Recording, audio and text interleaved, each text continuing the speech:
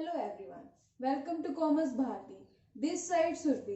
सो students, आज की video के अंदर हम अपना चैप्टर नंबर 6 जो कि है स्टाफिंग, उसकी एक क्विक रिवीजन करेंगे। हम इसके कुछ लर्निंग ट्रिक्स के बारे में भी जानेंगे।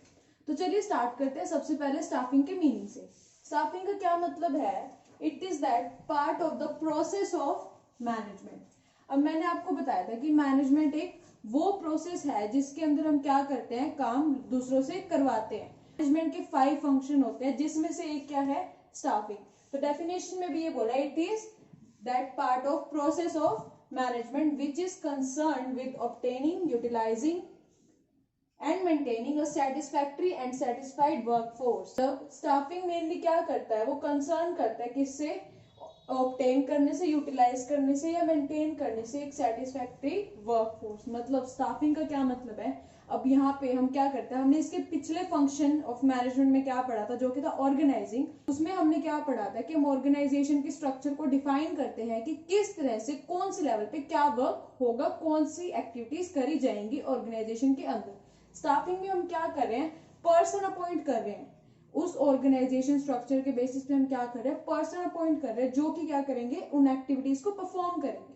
तो स्टाफिंग का मेन मोटिव क्या है, ऑब्टेन करना, जो भी वर्कफोर्स जो भी रिक्वायर्ड है हमारी ऑर्गेनाइजेशन के लिए, यूटिलाइज करना, मतलब उनकी एबिलिटीज है उनको ऑर्गेनाइजेशन के अंदर यूटिलाइज करना, एंड मेंटेन करना अ सेटिस्फैक्ट्री एंड सेटिस्फाइड वर्कफोर्स। मतलब एक सेटिस्फैक्ट्री और सेटिस्फाइड वर्कफोर्स को हमें क्या करना है, अपनी ऑर्गेनाइजेशन के अंदर मेंटेन करना है। हम इसको कह सकते हैं राइट पर्सन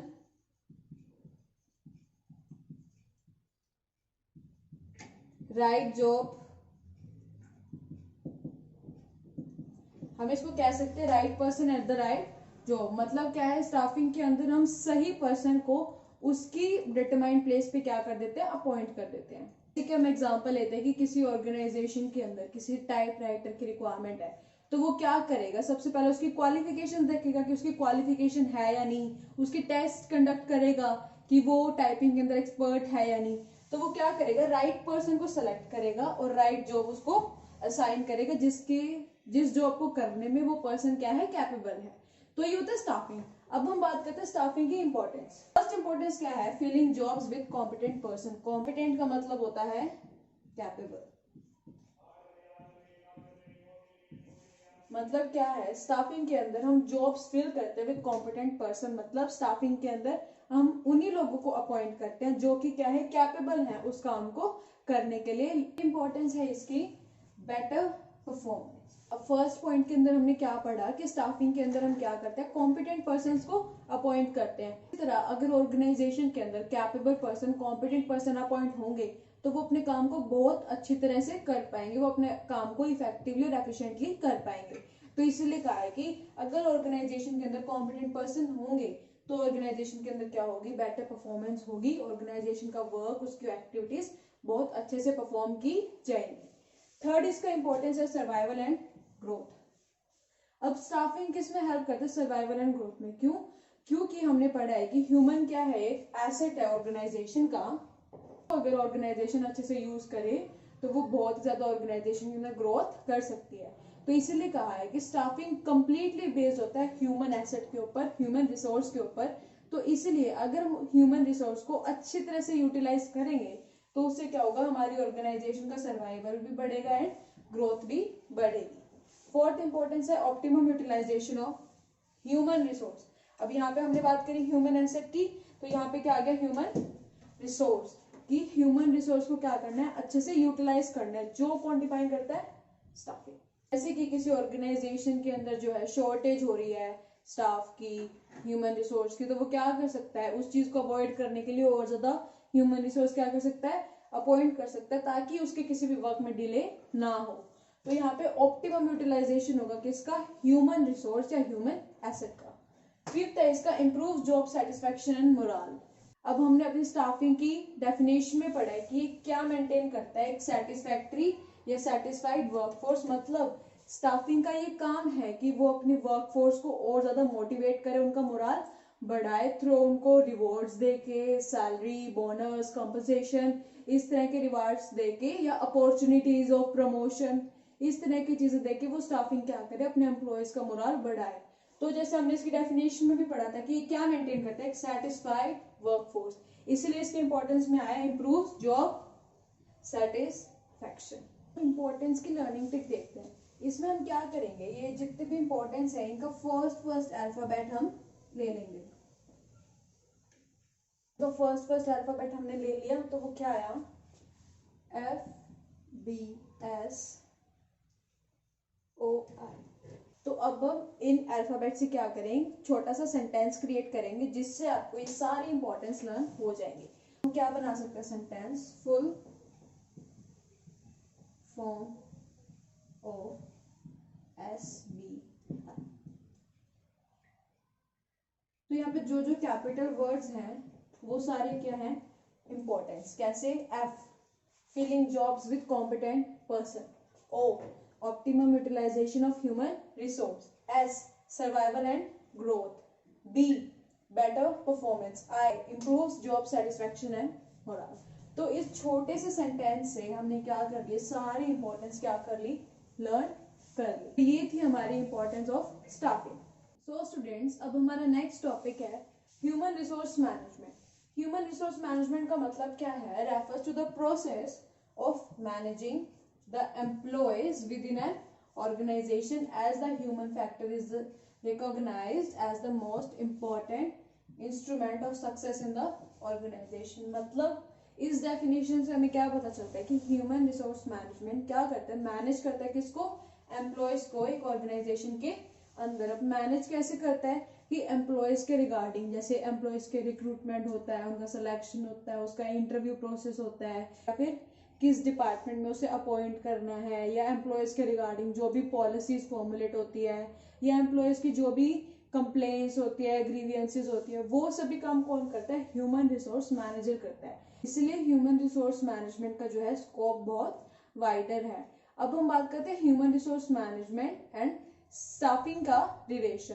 स्टाफिंग है वो ह्यूमन रिसोर्स मैनेजमेंट का एक पार्ट है। ह्यूमन रिसोर्स मैनेजमेंट जो है बहुत वाइडर है एज कंपेयर टू स्टाफिंग। हमने देखा ह्यूमन रिसोर्स मैनेजमेंट के बहुत सारे स्कोप्स थे, जैसे कि हमने बोला रिक्रूटमेंट, या फिर पॉलिसीज रिगार्डिंग प्रमोशन, या फिर उनकी सैलरीज के रिगार्डिंग, या फिर उनकी कोई कंप्लेंट्स वगैरह है उसको भी कौन चेक करता है, ह्यूमन रिसोर्स मैनेजर। या फिर प्रमोशन की जो भी पॉलिसीज होती है कि किस एम्प्लॉयज को कहाँ पे प्रमोट करना है, कहाँ पे उसकी अपॉइंटमेंट होगी, सारा कुछ कौन करता है, ह्यूमन रिसोर्स मैनेजर करता है। अब हम बात करते हैं कि ह्यूमन रिसोर्स मैनेजमेंट जो है इवॉल्व कैसे हुई, उसके अंदर फर्स्ट स्टेप क्या है, लेबर रिलेशन ऑफिसर, या हम इसको बोल सकते हैं लेबर वेलफेयर ऑफिसर। जब हमारी कंट्री के अंदर इंडस्ट्रियलाइजेशन हुआ तो क्या होता था, जो भी लेबर वहां पे वर्क करती थी उनकी क्या बन जाती थी, ट्रेड यूनियंस बन जाती थी। और उन ट्रेड यूनियंस के अंदर जो लेबर वेलफेयर ऑफिसर था उसका काम क्या होता था कि जितनी भी लेबर है उसकी वेलफेयर के लिए जो भी वर्क उसे करना है उस ऑर्गेनाइजेशन के अंदर या फिर उस इंडस्ट्रियल यूनिट के अंदर, वो कौन करेगा, वो लेबर वेलफेयर ऑफिसर करेगा। और उसका स्कोप बहुत ही नैरो होता था as compare to human resource management. फिर उसके बाद किसका इवोल्यूशन हुआ, पर्सोनल मैनेजर का। इस मैनेजर का मेन वर्क क्या था कि जो हमारी टॉप लेवल मैनेजमेंट थी और जो लेबर्स थे उनके बीच में क्या करता था कि लिंक क्रिएट करता था कि लेबर की जो भी कंप्लेंट्स होती थी, जो भी डाउट्स होते थे, जो भी प्रॉब्लम्स होती थी, वो कौन, पर्सनल मैनेजर किस तक लेके जाता था, टॉप लेवल मैनेजमेंट के पास लेके जाता था। और उसके बाद टॉप लेवल मैनेजमेंट उसकी क्या करती थी, सॉल्यूशंस करती थी। तो ये क्या करता था, एज अ लिंक क्रिएट करता था between labour and top level management. Third हमारे पास है इसका ह्यूमन रिसोर्स मैनेजर। अब इसके बाद भी क्या हुआ, हमारे पास क्या आया, इवॉल्व होके ह्यूमन रिसोर्स मैनेजर। मतलब यहाँ पे तो उसका काम इतना ही था कि वो लेबर और टॉप लेवल मैनेजमेंट के बीच में क्या कर रहा था, लिंक क्रिएट करता था। लेकिन अब स्कोप और ज्यादा वाइडर हो गया क्योंकि अब ऑर्गेनाइजेशन के अंदर जो ह्यूमन एसेट थी उसकी इंपॉर्टेंस बढ़ गई। तब क्या आया, ह्यूमन रिसोर्स मैनेजर आया जो क्या करता था, एम्प्लॉयज ऑर्गेनाइजेशन के अंदर उन सबको क्या करता था, मैनेज करता था। तो इस तरह से इवोल्यूशन हुई ह्यूमन रिसोर्स मैनेजमेंट की। सो स्टूडेंट्स, अब हम बात करते हैं प्रोसेस ऑफ स्टाफिंग के बारे में। तो उसका फर्स्ट स्टेप क्या है, estimating the man power requirements. अब एस्टिमेटिंग द मैन पावर का क्या मतलब है? एस्टिमेट का मतलब क्या कर रहे हैं, वो फोरकास्ट कर रहे हैं कि कितनी मैन पावर की, कितनी एम्प्लॉयज की हमारी ऑर्गेनाइजेशन के अंदर रिक्वायरमेंट है। तो वो क्या करते हैं, पूरी ऑर्गेनाइजेशन का एनालिसिस करते हैं और उसके बाद बताते हैं कि हमें ऑर्गेनाइजेशन के अंदर कितने एम्प्लॉयज की रिक्वायरमेंट है। तो फर्स्ट स्टेप में हमने सबसे पहले ये पता लगा लिया कि कितने एम्प्लॉयज की रिक्वायरमेंट होगी। सेकेंड स्टेप में क्या है, रिक्रूटमेंट। रिक्रूटमेंट में क्या होता है, जितने भी कॉम्पिटेंट पीपल है ऑर्गेनाइजेशन क्या करती है, उनको मोटिवेट करती है ताकि वो ऑर्गेनाइजेशन के अंदर अप्लाई करें। अब जैसे कि हम एग्जांपल लेते हैं कि जैसे रिलायंस लिमिटेड है, रिलायंस लिमिटेड के अंदर अगर एम्प्लॉयज की रिक्वायरमेंट है तो लोग, बहुत ज्यादा लोग उसमें क्या करते हैं, अप्लाई करते हैं। क्यों? क्योंकि उसकी ऑर्गेनाइजेशन बहुत अच्छी है। तो इसी तरह से ऑर्गेनाइजेशन क्या कर सकती है, एडवर्टीजमेंट कर सकती है, या फिर अपनी, अगर उसकी रेपुटेशन बहुत अच्छी है तो ऑटोमेटिकली बहुत सारे लोग उसमें अप्लाई करेंगे। में मेनली ये होता है कि ऑर्गेनाइजेशन क्या कर रही है, पीपल को क्या कर रही है, इनवाइट कर रही है, उनको एंकरेज कर रही है ताकि वो ऑर्गेनाइजेशन के अंदर अप्लाई करे। तो सबसे पहले हमने क्या पता लगाया कि कितना मैन पावर रिक्वायर्ड है, फिर हमने क्या करा, लोगों को इनवाइट करा।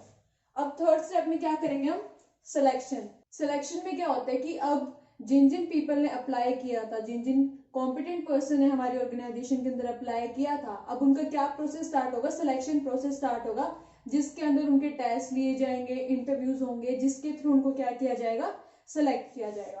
तो इसके अंदर क्या आ जाते हैं, टेस्ट आ जाते हैं, इंटरव्यू आ जाते हैं, और उनकी कैपेबिलिटी को चेक किया जाता है कि जिस भी जॉब के लिए उन्होंने अप्लाई किया है वो उसको करने में कैपेबल है या नहीं।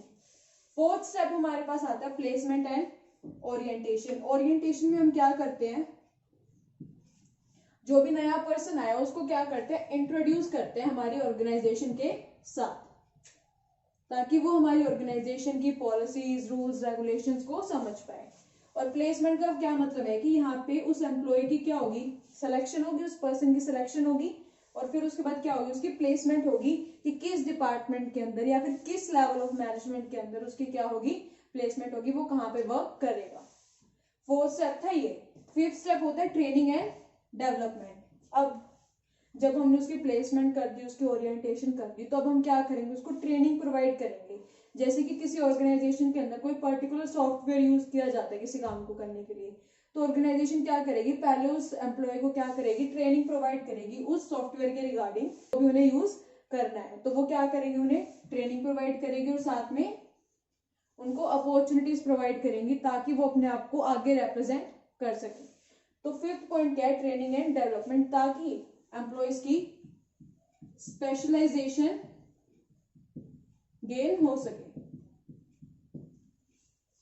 सिक्स पॉइंट है इसका, परफॉर्मेंस अप्रेजल। अब पे उसकी ट्रेनिंग दी गई, अब सिक्स स्टेप में क्या बोल रहा है वो, परफॉर्मेंस अप्रेजल। अब परफॉर्मेंस अप्रेजल का क्या मतलब है कि जो भी एम्प्लॉय ने वर्क किया है, अब हम उसका क्या करेंगे, एनालाइज करेंगे, उसको चेक करेंगे कि जो भी उसने काम किया है, जो भी उसका एक्चुअल वर्क है, और जो भी ऑर्गेनाइजेशन ने क्या किया था, स्टैंडर्ड सेट किए थे, तो क्या जो उसने वर्क किया है और जो ऑर्गेनाइजेशन ने जो एक्सपेक्टेड वर्क था उसके अकॉर्डिंग अच्छे से किया है या नहीं किया। तो यहाँ पे वो क्या करेंगे, उस एम्प्लॉय के वर्क को इवेलुएट करेंगे। तो परफॉर्मेंस अप्रेजल में ये था। सेवंथ पॉइंट आता है प्रमोशन एंड कैरियर प्लानिंग। अब यहाँ पे परफॉर्मेंस अप्रेजल में तो उन्होंने उसका वर्क चेक कर लिया कि वो किस तरह से काम कर रहा है, उसने क्या मिस्टेक्स की, उसको उसके बारे में बताया गया। अब उन्होंने क्या करा, अब आगे उसको क्या मिली, प्रमोशन और करियर प्लानिंग की क्या मिली, फैसिलिटीज मिली। कि जैसे कि कुछ ऑर्गेनाइजेशन के अंदर क्या होता है कि कुछ पर्टिकुलर टाइम पीरियड होता है जिसके बाद क्या होता है, एम्प्लॉयज की क्या होती है, प्रमोशन होती है। तो इसी तरह से आगे क्या मिलेगी, प्रमोशन और कैरियर प्लानिंग की फैसिलिटीज ऑर्गेनाइजेशन के अंदर मिलेंगी, क्योंकि जितना अच्छा वो काम करेगा उतना ज्यादा उसे क्या मिलेगा, प्रमोशन। लास्ट पॉइंट है कॉम्पनसेशन। कॉम्पनसेशन का मतलब है जो भी सैलरी या बोनस या जो भी रेम्युनरेशन एम्प्लॉयज को दिया जाता है। तो ऐसे होता है, डायरेक्ट पेमेंट है, इनडायरेक्ट पेमेंट। डायरेक्ट पेमेंट में क्या आते हैं, सैलरी, वेजेस, कॉम्पनसेशन, रेम्युनरेशन, ये जो सब होते हैं किसमें आते हैं, डायरेक्ट पेमेंट्स में आते हैं। और इनडायरेक्ट पेमेंट में क्या आते हैं कि जैसे कुछ ऑर्गेनाइजेशन क्या प्रोवाइड करती है, फ्री हाउस प्रोवाइड कर देती है एम्प्लॉयज को रहने के लिए, या कार प्रोवाइड कर देती है, तो वो किस में आता है, इनडायरेक्ट पेमेंट में। या फिर हॉस्पिटल की जो भी रिक्वायरमेंट्स है वो सभी फुलफिल कर देती है, तो वो किसका पार्ट होता है, इनडायरेक्ट पेमेंट्स का। तो ये थी प्रोसेस ऑफ स्टाफिंग। और अगर आपकी ऑर्गेनाइजेशन के अंदर ह्यूमन रिसोर्स डिपार्टमेंट है तो वो सिर्फ ये 5 स्टेप्स ही फॉलो करता है। और जिन ऑर्गेनाइजेशन के अंदर एचआरडी डिपार्टमेंट नहीं है वो ये आगे के एडिशनल 3 स्टेप्स भी फॉलो करता है।